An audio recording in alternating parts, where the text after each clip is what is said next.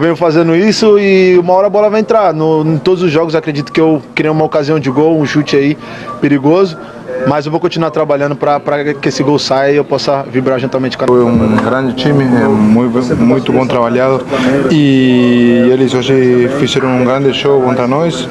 Acho que por momentos sofrimos, mas soubemos sofrer e a gente saiu com a vitória, que era o mais importante. O Flamengo vence no aniversário do técnico Felipe Luiz. Deixa para trás a eliminação na Copa do Brasil e segue na liderança do Campeonato Brasileiro. Todos os anos que eu cheguei no Flamengo, quase sempre a gente teve que perseguir o líder, né? Em 2019 perseguimos no primeiro turno e acabamos conseguindo virar essa vantagem, tomar a liderança e ficar até o final. E em 2020 também. Então, que representa isso é motivação para seguir. 19 e 20, é curioso, né? Que ele viveu isso só que como jogador. Cadê o sorriso de Vene Casagrande? Sorriso de líder. Enche na tela aí, olha lá. E o homem tá feliz, Pedro. Líder e com um jogo a menos. Com um jogo a menos? Olha, não pode, hein? Tá com um zoom em você, hein, Vene? Tudo bem. Gostou do Flamengo? Daqui a pouco o Pedrosa vai falar que o Mirassol tentou botar água no chope do Mengão. Jogar um foguinho ali. Aí, ó. Vai, Vene. Gostou do Flamengo? Bom, gostei bastante. Inclusive, eu vou considerar essa vitória do Flamengo diante do Mirassol como uma das mais difíceis do Flamengo no Campeonato Brasileiro, justamente por conta de um adversário que estava invicto no Campeonato Brasileiro há 9 jogos e também por conta dos desfalques do Flamengo. Sobretudo por conta da ausência do Jorginho e do Pulgar, que já está há muito tempo, mas o Jorginho ele fez muita falta. Inclusive, essa foi a maior dificuldade do Flamengo, quando bota o Everton Araújo e o Alan, 2 jogadores, 2 volantes com características defensivas, o que atrapalhou o meio de campo do Flamengo. Mas mesmo assim... Você já tinha sinalizado exatamente, isso aqui, né? E assim, não é uma crítica aos 2 jogadores, é estilo de jogo, não tem jeito. Tudo bem que o Felipe Luiz ele poderia ter utilizado até mesmo o Saul nessa função, mas depois ele explicou que entende que o Saul ele faz uma outra função, veio para fazer a função do Gerson, mas enfim, diante do que o Flamengo encontrou contra o Mirassol, nessas adversidades, das ausências, o Flamengo fez um grande jogo, foi uma partidaça. E eu tive a oportunidade de estar no Maracanã nesse dia, eu vi de perto como o Samuel Lino joga bola, vai ser um jogador extremamente importante ao Flamengo.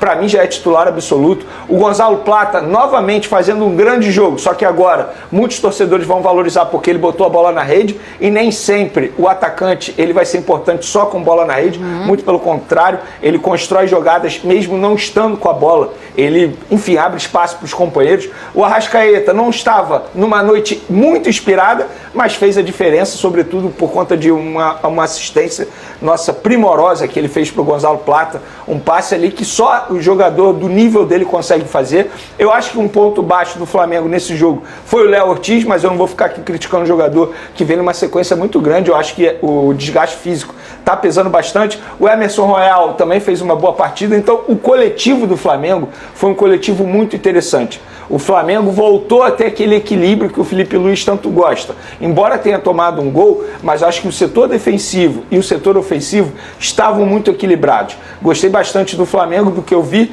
e vou repetir o que eu falei aqui no começo do meu discurso. Foi uma das vitórias mais difíceis que o Flamengo teve nessa competição. É uma vitória que de fato dá ao Flamengo aquele status de time que vai brigar pelo título do Campeonato Brasileiro até a última rodada. Foi uma vitória enorme que mantém o Flamengo na liderança. Fernanda, principalmente porque o Flamengo conseguiu vencer uma equipe que estava a 9 jogos sem perder. A gente acaba esquecendo isso, você pega o nome e tudo mais.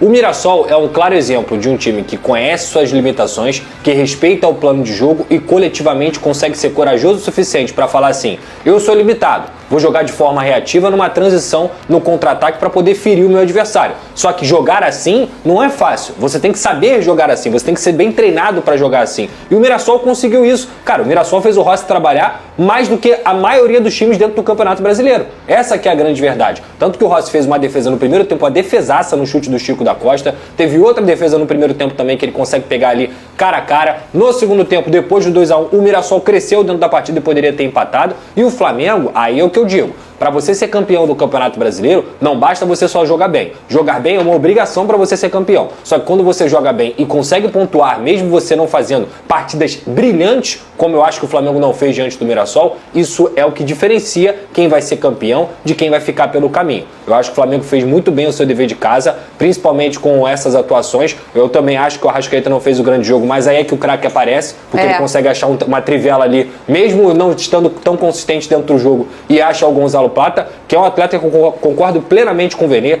deveria ser mais valorizado pelo time do Flamengo. Eu acho que o Gonzalo Plata é um atleta que gera jogo, que parte para cima, que não se esconde, que ajuda defensivamente. O Flamengo achou suas pontas. Para mim, Gonzalo Plata e Samuel Lino são os pontas titulares. E aí vou falar sobre uma coisa também que eu até comentei aqui.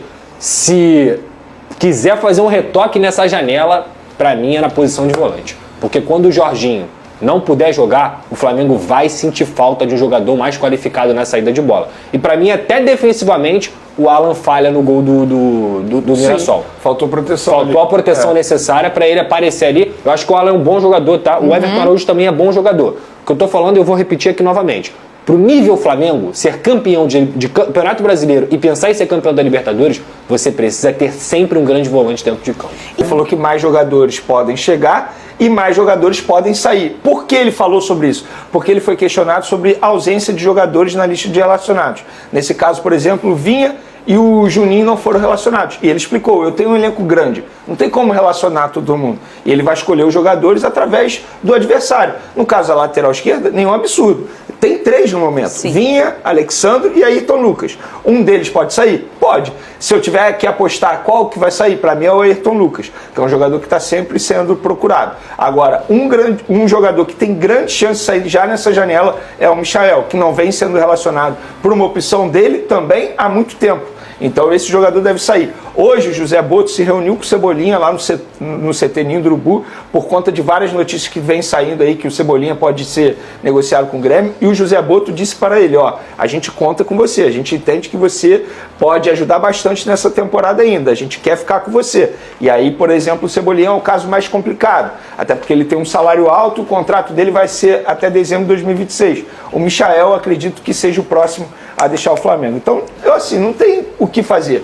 Você tem um elenco grande, alguns vão ficar fora da lista de relacionados. O ideal é você negociá-los até mesmo para abrir uma brecha na folha salarial. O líder, é isso mesmo. Que semana, que começo de semana maravilhosa, porém uma semana difícil para o Flamengo.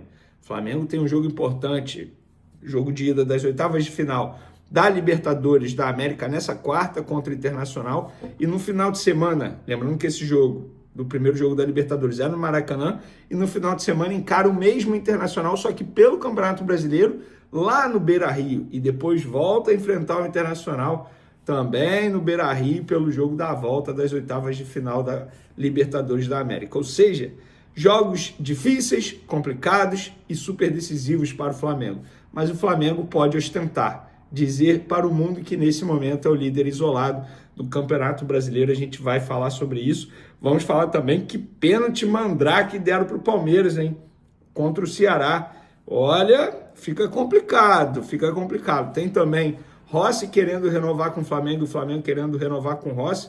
E o De La Cruz pode voltar nessa quarta-feira. Isso tudo e muito mais no vídeo de agora. Mas antes, gostaria de pedir para você se inscrever no canal, soltar o dedo no like, ativar a notificação e compartilhar esse vídeo com todo mundo, para geral ficar conhecendo o canal Vene Casagrande e assim a gente bater a meta de 400 mil inscritos. Falta muito pouco mesmo, menos de 5 mil. Tenho certeza absoluta que com a ajuda de vocês nós vamos conseguir esse número tão marcante aqui no canal Vene Casagrande. Antes de mais nada, eu quero falar sobre esse pênalti mandrake que deram aí para o Palmeiras contra o Ceará, e toda hora tem um pênalti duvidoso para o Palmeiras. Mas não serei leviano que isso é por acaso, dizer que é por acaso, que é de propósito, só porque é o Palmeiras, não, porque a arbitragem brasileira é horrível mesmo.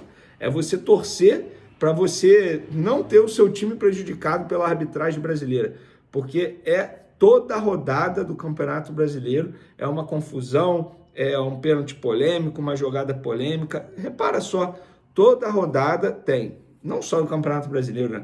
Da Copa do Brasil também. E o Flamengo chega a 19ª rodada do Campeonato Brasileiro como líder isolado do Campeonato Brasileiro. O Santos fez aquilo que pouca gente imaginava, ainda mais durante o contexto do jogo. O Cruzeiro saiu na frente, com Fabrício Bruno, inclusive, aí foi para o intervalo vencendo por 1-0. Na volta do intervalo, o Santos empatou com o Guilherme, depois conseguiu a virada, ainda teve um gol do Caio Jorge, que iria deixar o Cruzeiro com 2-1 no placar, que foi anulado, na minha concepção bem anulado, e com essa derrota do Cruzeiro, a tabela ficou o seguinte: Flamengo líder com 40 pontos, tem 18 jogos, ou seja, um jogo para cumprir contra o Sport. O Cruzeiro tem 37 pontos, não deve nenhum jogo, ele tem 19 jogos certinho, e o Palmeiras em terceiro com 36, com 17 jogos. O Palmeiras tem 2 jogos a fazer, confesso que eu não lembro agora de cabeça contra quem, mas o Palmeiras, portanto, pode chegar a 42 pontos e o Flamengo pode chegar a 43 pontos. Digamos que o adversário do Flamengo é extremamente fácil, né? Sport, mesmo sendo lá na Ilha do Retiro, então é um time praticamente rebaixado já no Campeonato Brasileiro. Então, boa notícia, um ótimo começo de semana para o Flamengo e pode ser ainda melhor se o De La Cruz voltar, e tem chance de ele voltar? Sim, foi o que me relataram no sábado depois do jogo. Eu estava lá no Maracanã, encontrei uma pessoa e essa pessoa me disse, fica ligado porque na quarta o De La Cruz tem boas chances de voltar. O Flamengo, após folga no domingo do Dia dos Pais, se reapresenta na manhã dessa segunda-feira e inicia a preparação para pegar o Internacional na quarta. Com certeza teremos mais um dia de Maracanã lotado. Fala, nação rubro-negra. O Flamengo segue com força total no mercado. E agora, o nome que ganha cada vez mais destaque nos bastidores é o do goleiro Bento, atualmente no Al-Nassr. A permanência do jogador no clube árabe é pouco provável, e isso abriu espaço para que o Mengão entrasse em cena. A diretoria já aprovou o nome do arqueiro e considera abrir oficialmente as negociações para tentar trazê-lo. A contratação de um goleiro passou a ser prioridade para o rubro-negro, que busca reforçar o setor defensivo visando o alto nível de competitividade nas competições que estão em andamento e nas que ainda virão. A temporada do Flamengo até aqui é de respeito. O clube ocupa a liderança do Brasileirão Betano, abrindo vantagem para o segundo colocado, e viu a situação melhorar ainda mais após a derrota do Cruzeiro para o Santos. Na Libertadores da América, o time também segue firme, já classificado para as oitavas de final, mantendo vivo o objetivo de conquistar mais um título continental. Esse bom momento, no entanto, não é motivo para acomodação. Pelo contrário, a diretoria, ciente das exigências de um calendário cheio e competitivo, trabalha dia e noite nos bastidores para garantir um elenco qualificado, com peças de reposição à altura dos titulares. O nome de Bento surge como uma oportunidade importante para dar mais segurança ao time e aumentar a competitividade interna. Ao mesmo tempo, o clube não se fecha para outras possibilidades de reforço. Um exemplo disso é o interesse em Tático Stalianos, atacante que já demonstrou publicamente seu desejo de vestir o manto sagrado. Ele inclusive aguarda uma reunião com a diretoria da Lazio para tentar forçar sua saída e abrir caminho para o acerto com o Flamengo. A estratégia é clara: manter a liderança no Brasileirão, avançar nas Copas, seguir brigando por títulos até o fim do ano, fortalecendo cada setor do elenco. A torcida, sempre atenta, acompanha cada passo com expectativa, enquanto o ninho do urubu ferve com especulações, reuniões e contatos que prometem movimentar bastante as próximas semanas. O Flamengo quer transformar o bom momento em domínio absoluto, e para isso, está disposto a investir pesado para trazer jogadores capazes de elevar ainda mais o patamar da equipe.